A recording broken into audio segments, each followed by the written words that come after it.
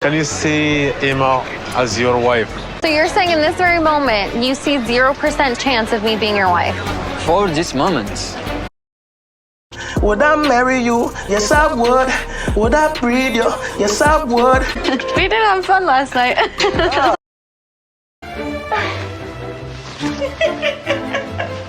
He sees my wrinkles and he sees my saggy body and he doesn't want me. It's hard for me working by myself while he haven't saved anything for a future. And now I'm going to have to tell my parents the truth about Forrest's financial situation. Why did my husband go to another woman and talk about our problems? I wonder what made him feel like he needed to do that. Why do you think your mind goes to cheating? Do you wonder if that's something you're projecting? It's possible. I feel like I say this often, but we really do need to bring back shame. I don't feel like the people that need to feel shame on this show have experienced that emotion enough. They need to get acquainted. Because Lisa forcing herself physically on this man without showering after being on a plane for over 30 plus hours, diabolical. Because Rick, who's 50, broke, crusty, and dusty, continues to point the finger on Trish, trying to accuse her of cheating when he's the one that flew to Colombia to cheat on her. Diabolical. Then there's Emma embarrassing herself in front of Ziad's friends, Aviva, who has this guy who she just met, rapping about how he wants to breed her, except plot twist, he clearly wants to breed everyone. So certainly not a compliment. And Laura, she's here in love with her 20-something-year-old little prince, except she's finding out he's broke and he's betting on her to take him to America so that he can make his debt go poof. Talk about a reality check. We have a lot to talk about. Let's get into it. Hi guys, welcome back to Nikki Faces Reality. We are here to discuss 90 Day Fiancé before the 90 days. There's a lot to discuss, and to think that we're just like at the surface of this mess is so exciting. As always, I will include the timestamp so that you can skip around as you please. Please make sure to like, comment, subscribe, hype, all of the things. Y'all, we're gonna start this video with Trish and Rick because we didn't see them last episode. I think we haven't seen them in an episode or two, so I was like, okay, let's catch up with them. And Rick ain't shit. That's not a surprise to any of us. If we were to take a shot every time this man said that she ghosted him for 5 days, we would all be blacked out. We did clear the air about her ghosting me for 5 days, and it made me feel better. But also, I found myself getting increasingly angrier every time he would say that, because a reminder, she didn't go completely ghost for 5 days. She just texted him less. She was going through some real life shit, and she didn't feel the need to be clocked in for this insecure 50-year-old to be like, are you sure you were in traffic? Are you sure you were cooking? Why weren't you answering? When she was dealing with possible prison here, okay? So yeah, she didn't go ghost. She just communicated less, but she was still checking in. And remember, he had been in conversations with his ex in Colombia, enough for her to entice him to fly to Colombia and continuously cheat while still talking to Trish. But I'm not quite ready to tell her what happened in Colombia yet. So he's here on his high horse being like, I feel a little better with her explanation, but it still didn't feel right that she ghosted me for 5 days. And we see that they're in the hotel room. We see that they've been very active. And I have a problem with how Trish is being sexualized on this show. She's 25 years old, she's well within the age. Obviously, it's one thing when she owns her sexuality, but there's something really gross to me when he talks about it, the way that he talks about it. And you could see that in this episode, she got the ick because this man pulled up to their hotel with what looks like tarp. What? Oh my God. This is what I like to call our splash pad. It's this big old black plastic because apparently Trish had told him that she sometimes, I don't know if I can say this on YouTube. I guess the most PG way that I can say is that when she's excited, she's like a sprinkler. Do with that what you will. I sent him a sexual video of me and he likes it. And she tells us that too, but like, you know, I think she had sent him like a few videos. Like, that's very intimate. I don't know if she wanted that to be up for the 90-day consumption, but she sent him something that let him know he did that. His cheap ass is like, oh, well, we can't get the hotel mattress or the sheets messed up. So he gets a tarp. And there's nothing sexy about it. And she's just like, why would you get this? Why did you think that this would be okay? So that's when we see them. But then the next time we see them, they look like they're in this heated conversation. And he's basically calling her a liar. So remember, her motorcycle got taken because her brother had an accident on it. And within that accident, somebody got severely hurt. And, this motorcycle's under her name. So it's her responsibility. It was a whole thing. So her motorcycle was being dropped off. And it was dropped off by a friend that's also friends with her ex. That doesn't seem like a big deal to me. If you guys recall, she told us that she's from a small town and she only moved into this city because her ex moved her in here. And they were together for like 3 years or so. So it's not surprising to me that they would have friends in common. Her ex also has money. So like, it wouldn't surprise me if her ex paid for this bike. It wouldn't surprise me if her ex paid for the apartment that she's in. We're grown-ups. Like, she has some ties. That's her baggage. Just like this man's baggage is 5 kids with 5 different baby mamas. I don't understand what the big deal is. But he's here being like, oh, you were in communication with your ex? How could you? The audacity. When he's been in communication with the ex and he's done far more. So he's accusing her of cheating with the ex. And I think it's very easy to project when you are a cheater yourself. And again, reminder that this man knew that he cheated. He knew that it was an issue. And he still proceeded to have a physical relationship with her without making her aware of the shisty things that he's done in the background. So the gall of him to be here, basically interrogating her about her interactions. And so they're at this restaurant. It's super awkward. And he's like, we need to talk about this. And she's like, I don't know what there is to talk about. And he's like, I just find it interesting that you didn't tell me. And I just think that like the fact that his expectation is for her to report every single interaction of her day with the opposite sex is problematic and is controlling and is the A word. And I feel like people are not sounding the alarm on that enough. And like, your insecurities are your problem. You are insecure that this man has money. You are insecure that this man could possibly be trying to get back with her, which by the way he is. But so what? She doesn't want to be with him. And if she wanted to be with him, she would be. She could be. Because you are not making things fun. You're not providing her with anything. You're telling her right off the bat that you don't want kids. You're acting like a RoboCop instead of a partner. If she wanted to leave your ass and be with him, she would have. But she's like, I don't want to be with him. I didn't want to tell you about the interaction because I knew how you would act. But he's not a factor in my life. She apparently only touched base with the ex at this restaurant because he was with his family. And remember, they dated for a long time. She still cares for his family. She's not going to be rude. Rick is just questioning their interactions. And he's like, will you show me your phone? And is he still sending you messages like that? No. Would you be willing to show me that? And she's like, why can't you take my word for it? Like, I haven't done anything for you to put me on trial like this. And she shows him the phone. And you could see that like the ex has written her and she has not responded. And she's like, do you feel better now? Like, she's like, I'm constantly on trial. Like, that doesn't feel good.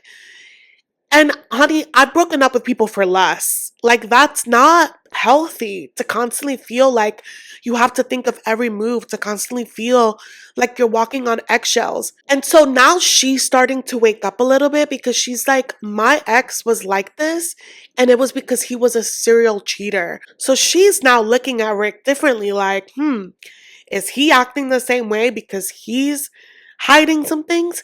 Yes, baby girl. You should have asked to check his phone too. And you would have found a plethora of things, unless he deleted it.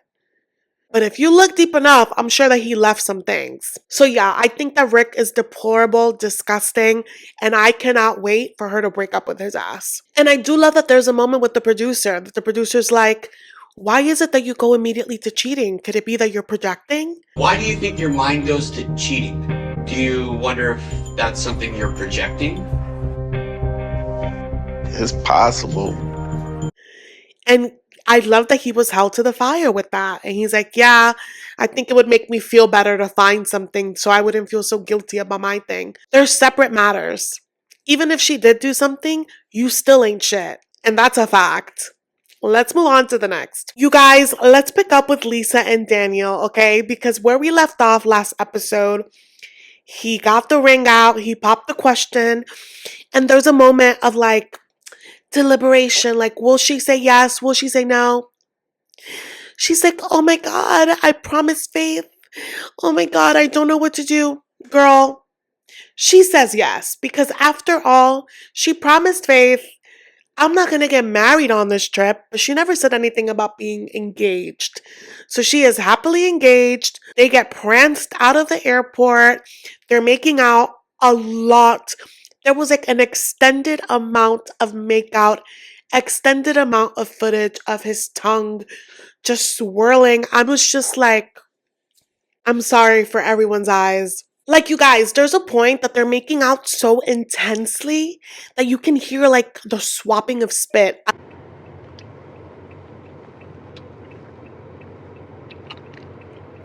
I'm sorry to be so explicit, but that's literally what it sounded like. It was really in your face, and and they're riding this high of this engagement, and he's like, oh my God, we have to FaceTime your princess. And she's like, oh no, we'll FaceTime her later. I just want to enjoy this moment. And the way that she's acting like she's the child about to get in trouble with her parent speaks of volumes, okay? They get to the room, and she's showing him all of the gifts that she got him, and I just keep thinking of the fact that like her bills are behind, she's borrowed money from her friends, and she's here giving him gold. Like, he's happy as can be. And then she's like, oh my God, babe, look what else I brought. And it's like a bunch of sensual oils, obviously the condoms. And he's like, yeah, but not tonight. I'm tired. And she's like, oh, okay. And he's like, I'm gonna go shower. And she's like, do you want me to join? And he's like, let's do that tomorrow. And here's the thing. Many people shower with their partners, but like, madam, you have over 24 hours of stink on you. I don't know. I just don't think that showering together is always sexy. And you guys haven't been intimate yet. Like, I just feel like rushing to shower to get dirt off of you before, like, I don't know. It just doesn't sound like something I would want to do. But she's taking this really hard, and she's like, oh my God, like, I feel like he had a switch from the airport. Ma'am, this man wants the green card, and he's proposed, and he basically ate half of your face. He's going to bang you. Maybe shower.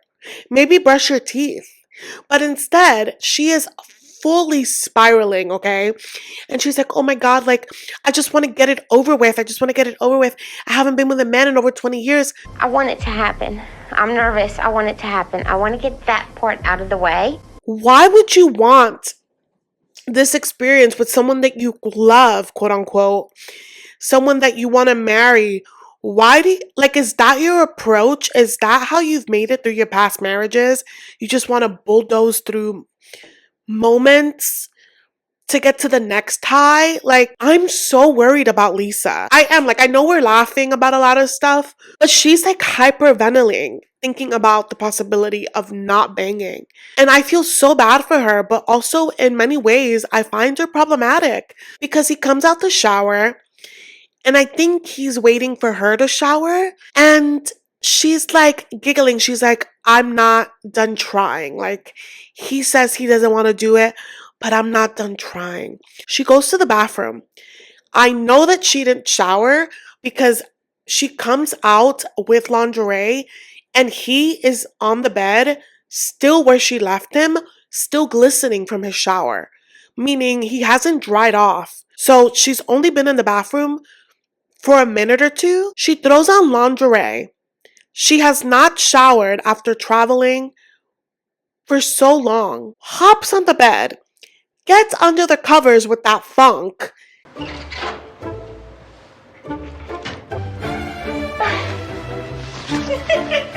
And then is like trying to like get all over him.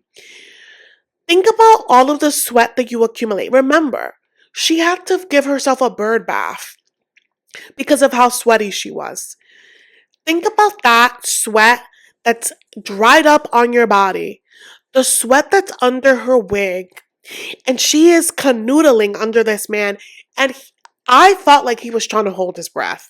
And I'm like, Lisa, girl, it was so painful to watch, you guys. I was laughing, but also I was like, is a green card worth all of this, Daniel? Honestly, I wish that he would have just been like, babe, can you shower? Like, can you? Hygiene is very important, and I feel like, okay, sometimes I feel like maybe they cut it, they don't show us that people showered, but I think it's important to show that because otherwise people look crusty. And the fact that you can see that she did not, and it was never even a thought, even after he said, I'm gonna go shower, I'm appalled. Anyway, let's move on to the next. Okay, you guys, so we're gonna move on to Jovon&Annalyn. So remember, they've been married forever. They got married over Zoom. This trip is a big deal because they're finally meeting for the first time. They're able to consummate their marriage, and that they did. Apparently, they didn't sleep on this honeymoon. And he's like, how was it for you? And she took a really long pause, and I said, oh. Was it good though? That's a good question. Oh my God, you hit a long ass pause. She's like, no, I'm happy. But he's like, damn, that was a long ass pause. So I don't know if she's being honest about how it was for her, really. But anyway, she grew up in this town where their resort is at, and she takes him to this little restaurant that specializes on like spicy food, which is a staple of the town, but also her favorite. And she keeps testing him, like his spice levels. And I'm like, girl, I personally cannot handle spicy food.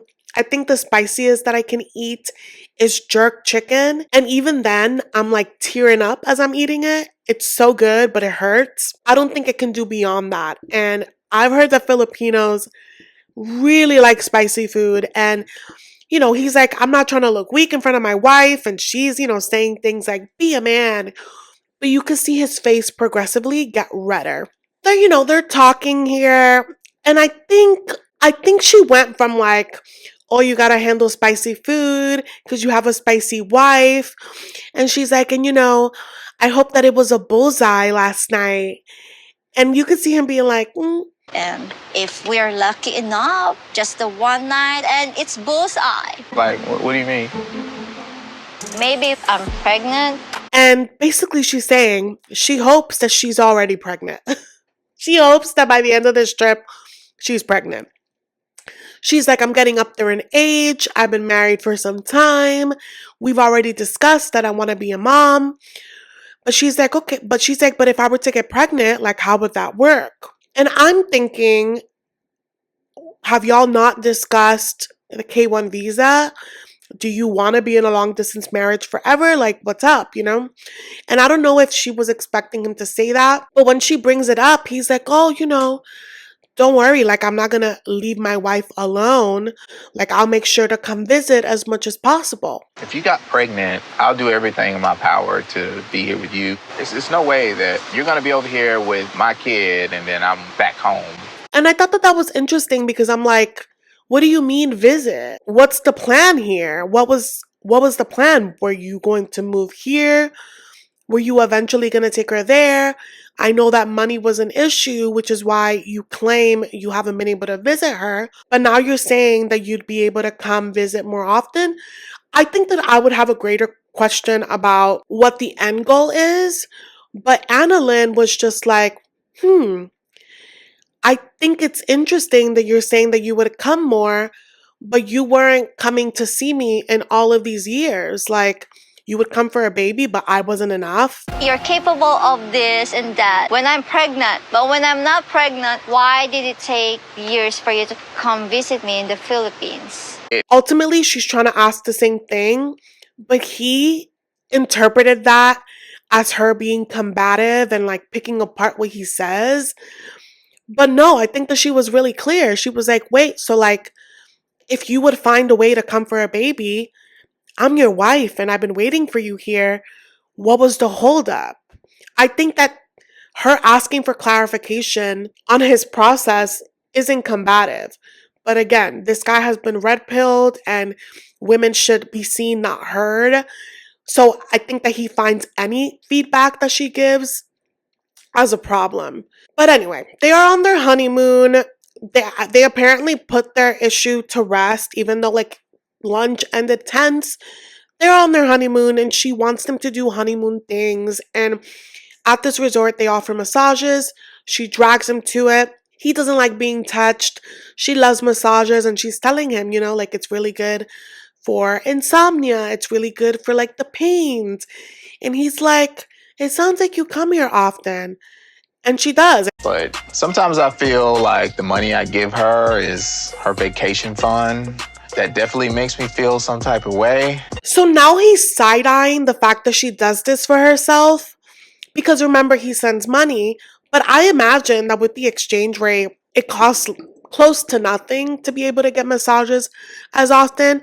But he's like, oh, because I could be sending less money and then that could make it easier for me to come here. I could have been here probably already if she just would have learned how to budget so I can send less money. And here's the thing. This is why I have a hard time with men being providers and then like picking apart what you spend on, right? And that's why like I'm a big believer to always make your own money, because I imagine that they had a conversation about what he could send, right? How she decides to disperse that money that you send is up to her. She's not working to be on the time zone to speak to you, okay? So I think it's like weird to resent her for that. And if you find that you can no longer send her X amount of money, then you also need to be willing to compromise to the fact that there's going to have to be some changes on her side to be able to make up for her lifestyle. Your wife literally has no job. She has no friends.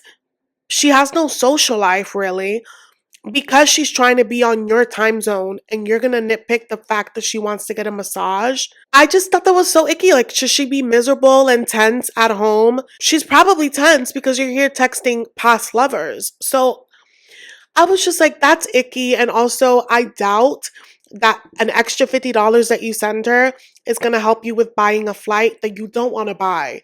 Let's be honest. That guy did not want to come to the Philippines sooner. He is avoiding her like the plague. And that's his wife. And if you don't want to be married anymore, don't be married. But the gaslighting that ensues. So she asks him, are you ready to meet my mom? Like, have you been practicing your Tagalog? And he's like, oh, well, you know, I'm not going to have perfect conversations with her. Like, it's not going to be perfect this first time. They've been married for a few years now. It's like the James and Tata thing all over again. Like, if he wanted to, he would, right? So Annalyn is like, you know, like, I make it an effort to be close to your family. So like, I would like you to put the same effort. He then spins this and is like, yeah, I think that maybe like you're a little inappropriate with my siblings. And her being inappropriate and her having good relationships with your sister are separate things. She's talking about connection. And I think that that is what you should focus on in this conversation. But also, yes, there's a boundary thing that like maybe you need to not call his sister to vent while she's at work. That should be approached, but that is a separate conversation. And he decides to bring this up while they're getting massages to relieve tension because he claims that he doesn't want to fight. But then he brings this up to shame her for this, right? Not taking into account that she's venting to your sister because you are being inappropriate with another woman. This man has the audacity to be like, well, did it ever occur to you that I wouldn't have to run to another woman if you listen to me more? Oh, Once again, I'm waiting on accountability from you, to be honest with you, because like why did my husband go to another woman and talk about our problems? I wonder what made him feel like he needed to do that. And I love that Annalyn is like, you are basically making excuses for cheating. Because you can go to anyone, but you decide to go to someone that you've had intimate feelings for.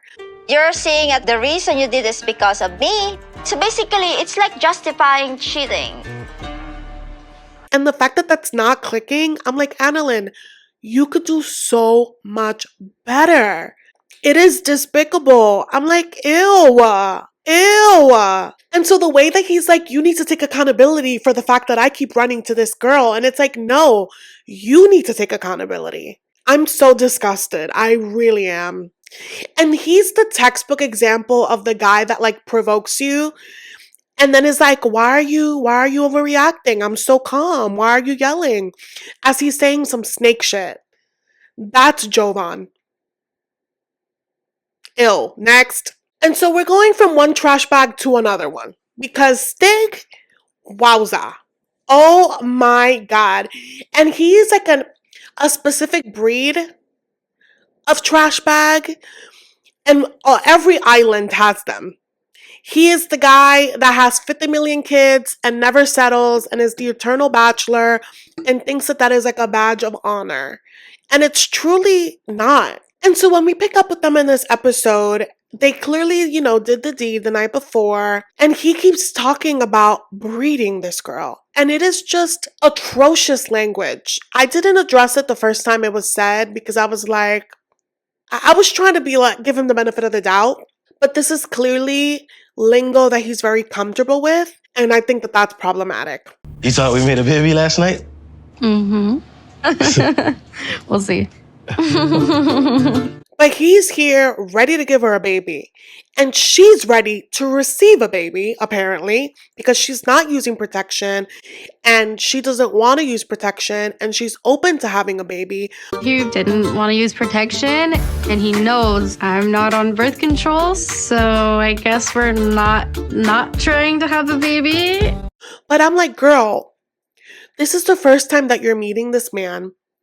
You are so insecure about where you stand. You were just doubting if you were good enough for him a day ago. To go from that to being like, yeah, I'm ready to wing it when you don't even know if he's been loyal to you. Aviva, you are smarter than that. You are smarter than that, girl. Have your fun, but protect yourself. Don't put your health in the hands of these men. In the hand of a guy that keeps bragging about his, player days. Like, we really need to open the schools because I know it seems a little crazy and super soon. I want a family and I would love to have little baby Stigs. He would make a great dad.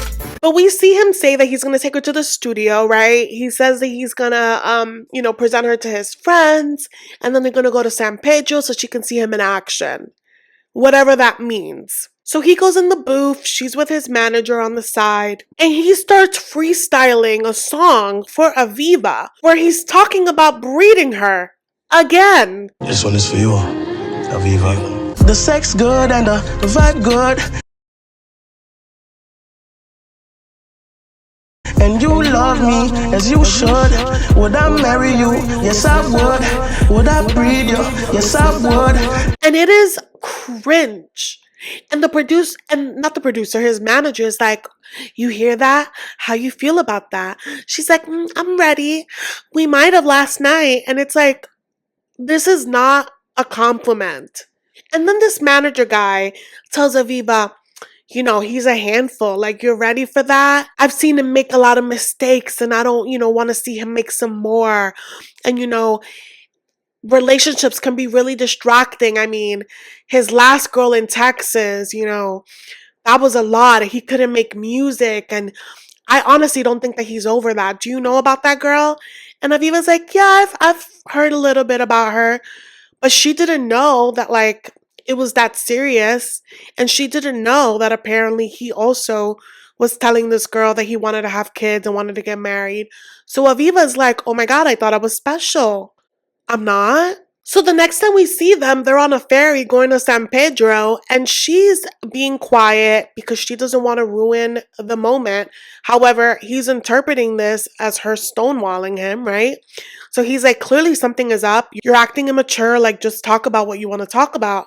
And she's like, well, do you say that you want to have kids with everyone that you are with? And he's like, yeah. And it's just like, wow, okay. Interesting.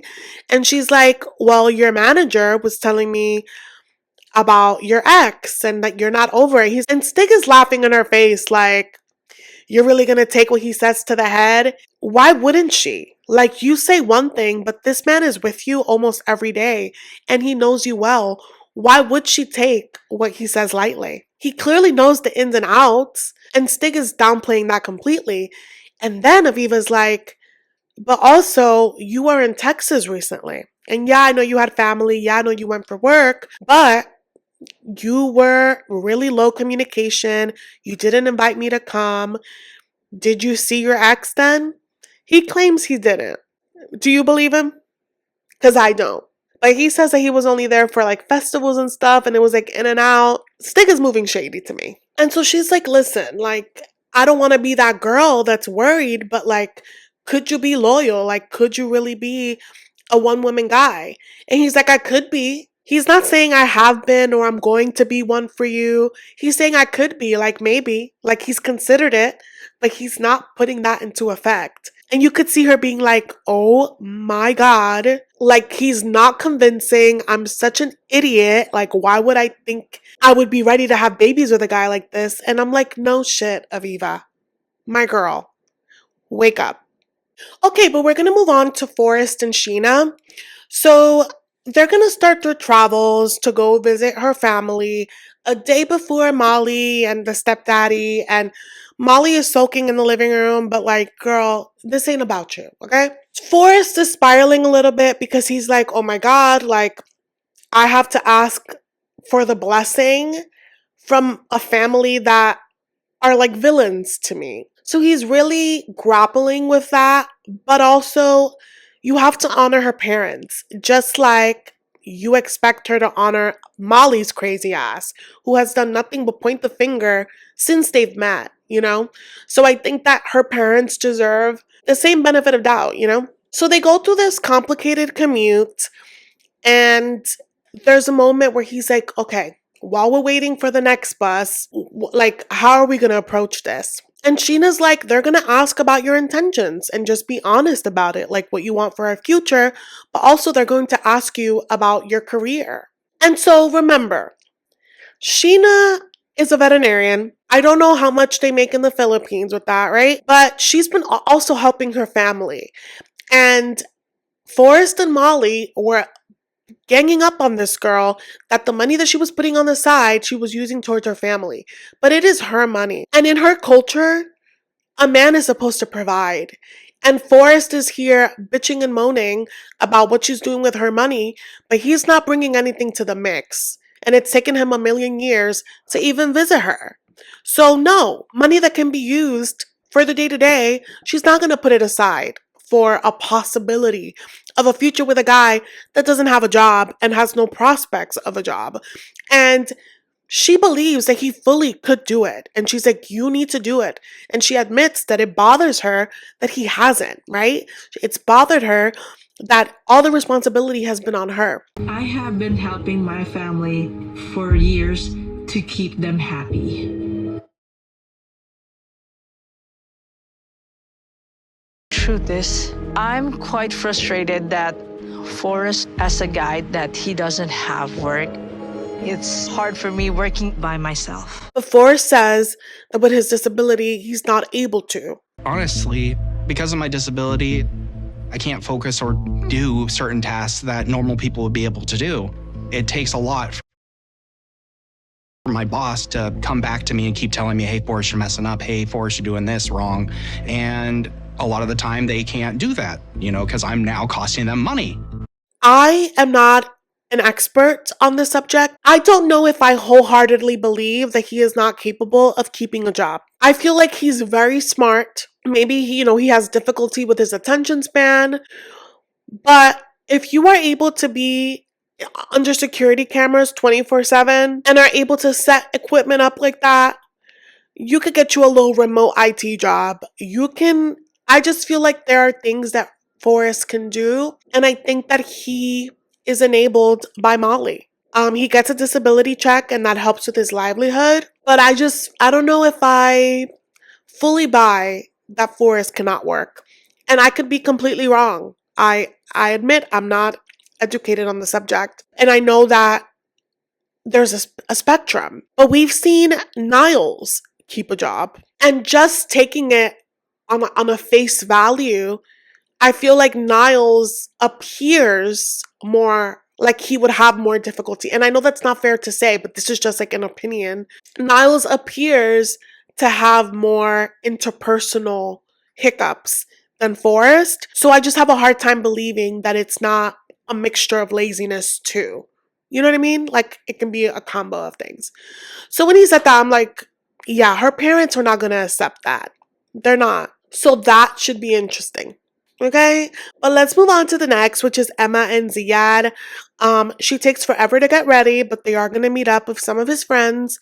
It's not his family, but she is feeling better about the fact that he's going to present her to somebody. And she's thinking about this as like an opportunity to dig more on Ziad. And she's another Rick, where she's the one that's hiding a secret, and she keeps trying to find dirt on her partner in hopes that like her secret won't have as much of like a thud when it hits, but it's so grimy. So we get to the table, some really cute Moroccan boys are at the table, and immediately she's like, has he talked about me? And they're like, yeah, of course. And one thing leads to another, and the friends are like, Ziad, have you talked to her about, how she could be perceived with the way that she dresses? Because this girl's wearing a plunging dress. Like, she's dressed like she's in Miami. And so when Ziad translates that to her, she's like, oh, well, he wasn't honest about what I could wear. And he's like, well, there's certain places that you can dress how you would at home, but then there's some places that are more conservative. She claims he didn't tell her that. Here's the thing. I need us to be released from the shackles where we act dense to different countries when Google is free. That's one. Yes, he should have prepared her more, right? Like, let's say she's never been to Morocco. She's never been anywhere outside of the US. As the foreigner, you need to give her a cheat sheet of like the must-knows. You've seen her Instagram. You know how she dresses. Kind of how Georgie was telling Darcey, this area is really conservative. Like, you have to cover up. Ziad should have prepared her for that. Sure. I don't want to remove him of that responsibility. But also, you're not an idiot. He didn't have to tell you how to look up Botox. He didn't have to tell you how to look up nail glue. So you could look up the appropriate dress code when you are in a different country. That's one. Google is free. Two, this girl has been to Morocco, and Ziad knows that. He may not know what she did on that trip, but he knows that she's been there before. So he probably also was just giving her the benefit of the doubt that she would remember, right? Not only that, you guys, not only has she been in Morocco, we know that she was engaged to a guy that was super conservative. So she's aware of the societal expectations. So to come here, act like you are completely aloof, and just completely remove our responsibility as a grown-ass woman is embarrassing. So I don't feel bad for her, okay? And so instead of getting to know his friends, instead of asking questions that could make you grow closer, they're here full out bickering about you said this, you said that, you didn't say this, you didn't say that. And the friends are like, oh, okay. Because also, like, this kind of interaction is unheard of for them because, again, like, you respect the man. And, like, granted, we could have our issues with that, but that is the expectation in their culture. So for her to even be combative like this in front of other people is also taboo. And he's like, you're so disrespectful. And then he turns it on her and he's like, she's such a liar. And he starts telling them the fact that like she was clearly with someone when they started. And she's like, no, I was getting out of a relationship. She's giving her same BS thing. And they keep doubling down like, you were with someone? And she's like, no, I wasn't. And he's like, you were though. You were in a relationship with someone else at the same time when you are talking to Ziad. It wasn't. No, just liar. That's something liar. I'm not a liar. Like, you're trying to get around it with the language, but like you were. And then she's like, well, you were still on dating apps and you were still this. And it's like, ma'am, he was on dating apps because you ghosted him. Like, the things that she's villainizing him for don't make sense to me. If he's still on those apps while you are together exclusively, then we have some issues, right? Like, him friending people on Instagram, I find that problematic. Like, why are you friending all these women? After you're exclusive, that is an issue.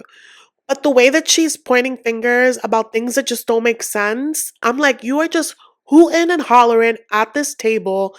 It is embarrassing. Like, everyone looks uncomfortable. She did herself zero favors at this table, right? The friends are trying to move this along and they're like, so like, where do you guys stand? Like, how do you feel? And she's like, well, I want us to work past our issues. And then I want us to have a family and get married. And I am expecting an engagement at the end of this trip. And they're like, what? At the end of what trip? This trip? And Ziad is like, 0%. 0%. And she's like, what?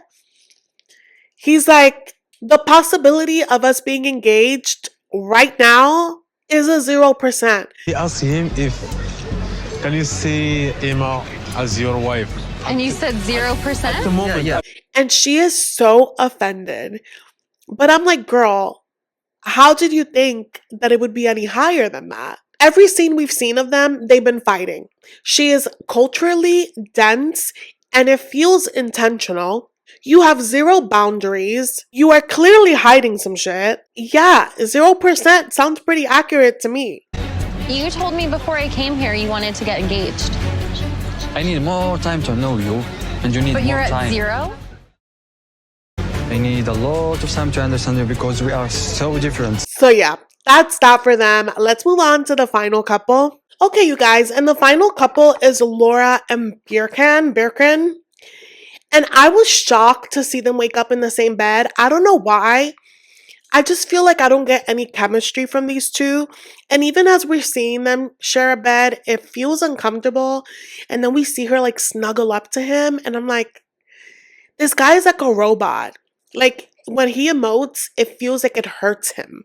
But she tells us that, she was very vulnerable the night before. And he proved to her that he is attracted to her. Because apparently they did some things a few times. And she says that he's working with a beer can, if you know what I mean. This whole track still works. Plus, he's pretty blessed down there. She was happy with his equipment, but I don't think she was happy with his performance.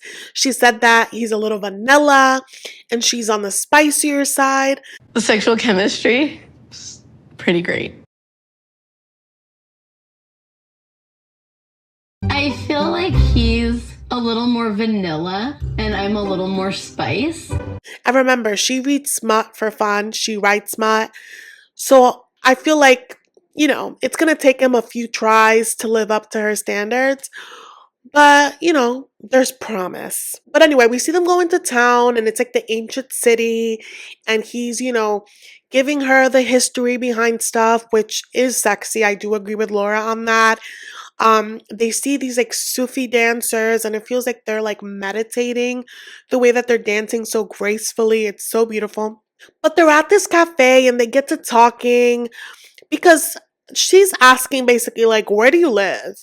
And he says that he was in Istanbul and that he had to go back because he couldn't get a job.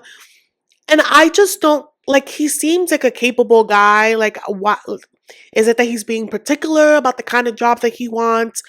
It's unclear and he's being really vague. And I think that that is on purpose. And he mentions the debt. And she's like, yeah, let's talk about it. You are in debt. How much exactly? And he says that he doesn't want to scare her. And then he says 50K. She's like, oh, like 50K, like in Turkish, like Turkish currency?